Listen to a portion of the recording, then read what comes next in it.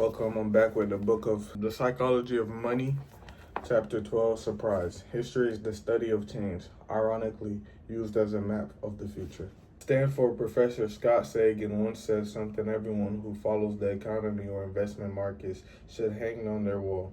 Things that have never happened before happen all the time. History is mostly the study of surprising events, but it is often used by investors and economists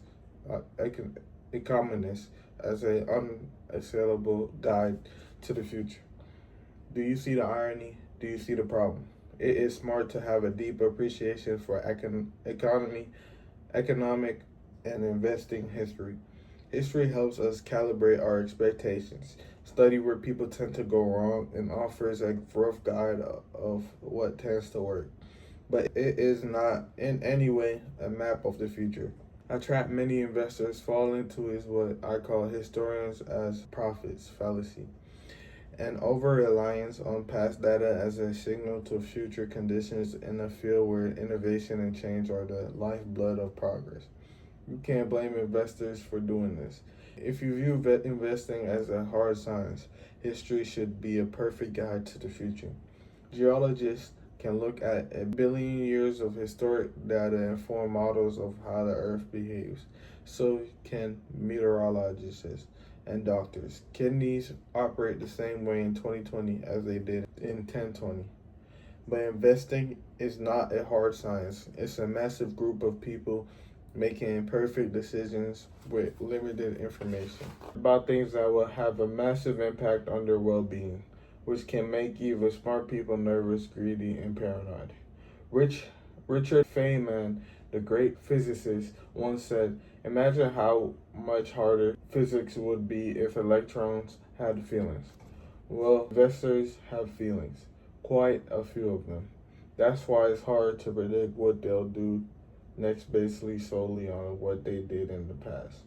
The cornerstone of economics is that things change over time, because the invisible hand hates anything staying too good or too bad indefinitely. Investor Bill Bonner once described how Mr. Market works. He's got a capitalism at work t-shirt on and a sledgehammer in his hand. Few things stay the same for very long, which means we can't treat historians as prophets. The most important driver of anything tied to money is the stories people tell themselves and the preferences they have for goods and services. Things don't tend to sit still. They change with culture and generation. They're always changing and always will. The mental trick we play on ourselves here is an over admiration of people who have been there, done that when it comes to money. Experiencing specific events does not necessarily qualify you to know what will happen next. In fact, it really does, because experience leads to overconfidence more than the forecasting ability. Investor Michael Batnick once explained this well, confronted with the argument that few investors are prepared for rising interest rates because they've never experienced them. The last big period of rising interest rates occurred almost 40 years ago. He argued that it didn't matter because experiencing or even studying what happened in the past might not serve as any guide to what will happen when rates rise in the future. So what? Will the current rate hike look like the last one or the one before that? Will different asset classes behave similarly, the same, or the exact opposite? On the one hand, people that have been investing through the events of 1987, 2000, and 2008 have experienced a lot of different markets. On the other hand, isn't it possible that this experience can lead to overconfidence, failing to admit you're wrong, anchoring to previous outcomes? Two dangerous things happen when you rely too heavily on investment history as a guide to what's going to happen next. Number one, you'll likely miss the outlier events that move the needle. The most important events in historic data are the big outliers, the record-breaking events. They are what move the needle in the economy and the stock market. The Great Depression, World War II, the dot-com bubble, September 11th, the house crash of the mid-2000s, a handful of outlier events play an enormous role because they influence so many unrelated events in their wake. 15 billion people were born in the 19th and 20th centuries, but try to imagine how different the global economy and the whole world would be today if just 7 of them never exist. Adolf Hitler, Joseph Stalin, Mao Zedong, Gavril Principe, Thomas Edison, Bill Gates, Martin Luther King. I'm not even sure that the most meaningful list, but almost everything about the world today, from borders to technology to social norms, would be different if these 7 people hadn't left their mark. Another way to put this is that 0.0000000 of people were responsible for perhaps the majority of the world's direction over the last century. The same goes for projects, innovations, and events. Imagine the last century without the Great Depression, World War II, the Manhattan Project, vaccines, antibodies, RP Panic, September 11th, the fall of the Soviet Union. How many projects and events occurred in the 20th century? Billions and trillions, who knows? But those 8 alone impacted the world orders upon orders of magnitude more than the others. The thing of that makes tail events easy to underappreciate is how easy it is to underestimate how things compound. How, for example, 9/11 prompted the Federal Reserve to cut interest rates, which helped drive the housing bubble, which led to the financial crisis, which led to poor job markets, which led to tens of millions to seek a college education, which led to 1.6 trillion in student loans with a 10.8% default rate. It's not intuitive to link 19 hijackers to the current weight of student loans, but that's what happens in a world driven by a few outlier tail events. The majority of what's happening at any given moment in the global economy can be tied back to a handful of past events that were nearly impossible to predict. The most common plot of the economic history is the role of surprises. The reason surprises occur is not because our models are wrong or our intelligence is low. It's because the odds that Adolf Hitler's parents argued on the evening 9 months before he was born were the same as them conceiving a child. Technology is hard to predict because Bill Gates may have died from polio. Jonas Salk got cranky and gave up on his quest to find a vaccine. The reasons we couldn't predict the student loan growth is because an airport security guard may have confiscated a hijacker's knife on 9/11. That's all there is to it. The problem is that we often use events like the Great Depression and the World War II to guide our views of things like worst case scenarios when thinking about future investment returns. But those record-setting events have no precedent when they occur. So the forecast, who assumes the worst and best events of the past will match the worst and best events of the future, is not following history. They're accidentally assuming that the history of unprecedented events doesn't apply to the future.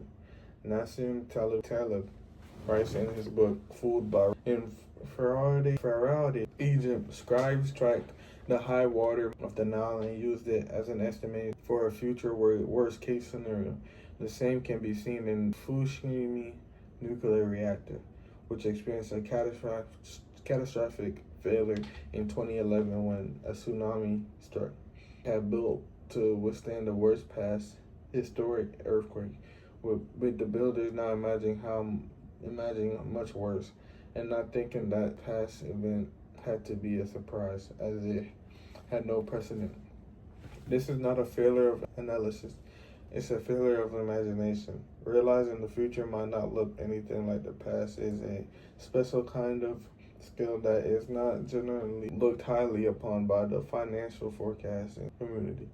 At a 2017 dinner I attended in New York, Daniel Kahneman was asked how investors should respond when our forecasts are wrong. He said, "Whenever we are surprised by something, even if we admit that we made a mistake, we say, 'Oh, I'll never make that mistake again.' But in fact, what you should learn when you make a mistake because you do something is that the world is difficult to anticipate. That's the correct lesson to learn from surprises, that the world is surprising. The correct lesson to learn from surprises is that the world is surprising. Not that we should use past surprises as guide to future boundaries, that we should use past surprises as an admission that we have no idea what might happen next. The most important economic events of the future, things that will move the needle the most, are things that history gives us little to no guide about. There will be no unprecedented events. There will unprecedented nature means we won't be them, which is part of what makes them so impactful. This is true for both scary events like recessions and wars and great events like innovation. I'm confident in that prediction because surprises moving the needle the most is the one forecast that's been accurate at virtually every point in history. Two, history can be a misleading guide to the future of the economy and stock market because it doesn't account for structural changes that are relevant to today's world. Consider a few big ones. The 401k is 42 years old. The Roth IRA is younger, created in the 1990s. So personal financial advice and analysis about how Americans save for retirement today is not directly comparable to what made sense just a generation ago. We have new options, things change, or take venture capital. It barely existed 25 years ago. There are single venture capital funds today that are larger than the entire industry was a generation ago. In his memoir, Nike founder Phil Knight wrote about his early days in business. There was no such thing as venture capital. An inspiring young entrepreneur had very few places to turn, and all guarded by rich, adverse gatekeepers with zero imagination. In other ways, bankers. What this means, in effect, is that all historic data going back just a few decades about how startups are financed is out of date. What we know about investment cycles and startup failure rates is not a deep base of history to learn from because the way companies are funded today is such a new historic paradigm. Or take public markets. The S&P 500 did not include financial stocks until 1976. Today, financials make up 16% of the index. Technology stocks were virtually non-existent 50 years ago. Today, they're more than a fifth of the index. Accounting rules have changed over time, so have disclosures, auditing, and the amount of market liquidity. Things change. The time between U.S. recessions has changed dramatically over the last 150 years. This was a graph of the recession. My heart's so cold. The average time between recessions has grown from about 2 years in the late 1800s to 5 years in the early 20th century to 8 years over the last half century. As I write this, it looks like we're going into a recession. 12 years recession began in December 2007. That's the longest gap between recessions since before the Civil War. There are plenty of theories on why recessions have become less frequent.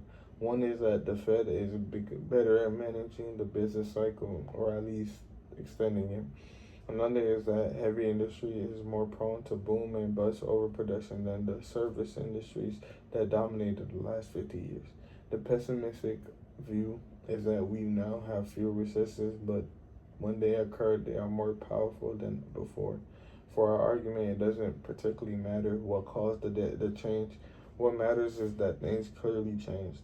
To show how these historic changes should affect investing decisions, consider the work of a man many believe to be one of the greatest investment minds of all time, Benjamin Graham. Graham's classic book, The Intelligent Investor, is more than theory. It gives practical directions like formulas investors can use to make smart investing decisions. I read Graham's book when I was a teenager learning about investing for the first time. The formulas presented in the book were appealing to me because they were literally step-by-step instructions on how to get rich. Just following the instructions, it seemed easy. But something became so clear when you try applying some of these formulas. Few of them actually work. Graham advocated purchasing stocks, trading for less than their net worth assets. Basically, cash in the bank minus all debts.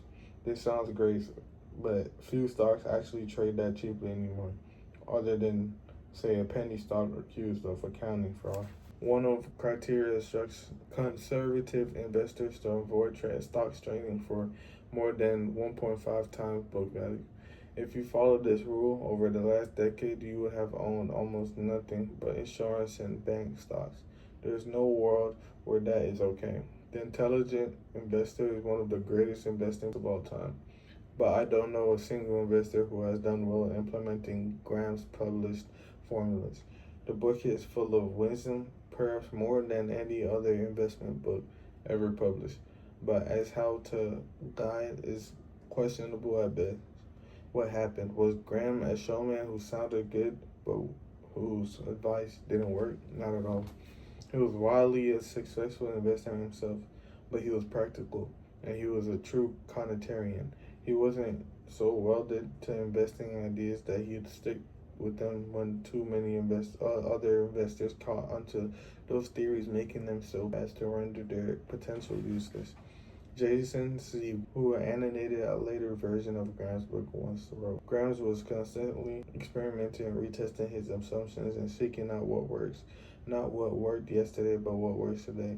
In each revised edition of The Intelligent Investment, Graham discarded the formulas he presented in the previous edition and replaced them with new ones, declaring in a sense that those do not work anymore, or though they do not work as well as they used to. These are the formulas that seem to work better now. One of the common criticisms made of Graham is that all the formulas in the 1972 edition are tweaked. The only proper response to this criticism is to say, of course they are. They are the ones he used to replace the formulas in the 1965 edition, which replaced the formulas in the 1954 edition, which in turn replaced the ones from the 1949 edition, which were used to augment the original formulas that he presented in the security analysis in 1934. Graham died in 1976. If the formulas he advocated were discarded and updated 5 times between 1934 and 1972, how relevant do you think they are in 2020 or will be in 2050? Just before he died, Graham was asked whether a detailed analysis of individual stocks, a tactic he became famous for, remained a strategy he favored. In general, no. I am no longer an advocate of elaborate techniques of security analysis in order to find superior value opportunities. This was a rewarding activity, say, 40 years ago when our textbook was first published, but the situation has changed a great deal since then. Well, what changed was competition grew as opportunities became well known. Technology made information more accessible and industries changed. The economy shifted from industrial to technology sectors, which have different business cycles and capital uses. An interesting quirk of investing history is that the further back you look, the more likely you are to be examining a world that no longer applies to today. Many investors and economists take comfort in knowing their forecasts are backed up by decades, even centuries of data. But since economies evolved recently, recent history is often the best because it's more likely to include important conditions that are relevant to the future. There's a common phrase in investing, usually used a lot, that it's different this time. If you need to review someone who's predicting the future won't perfectly mirror the past, say, oh, so you think it's different this time? And drop the mic. It comes from John. The four most dangerous words in investing are, it's different this time. Templin through admitted that it is different at least 20% of the time. The world changes. Of course it does. And those changes are what matters most over time. Michael Batnick puts it as, the 12 most dangerous words in investing are the 4 most dangerous words in different this time. That doesn't mean we should ignore history when thinking about money, but there's an important nuance. The further back in history you look, the more general your takeaway should be. General things like people's relationships to greed and fear, how they behave under stress, and how they respond to incentives tend to be stable in time. The history of money is useful for that kind of stuff, but specific trends, specific trades, specific sectors, specific casual relationships about markets and what people should do with their money are always an example of evolution and progress. Historians are not prophets. The question then is, how should we think about and plan for the future? Let's take a look in the next chapter. So that was chapter 12. Chapter 13 is room for error. The most important part of every plan is planning on your plan not going according to plan. Thank God.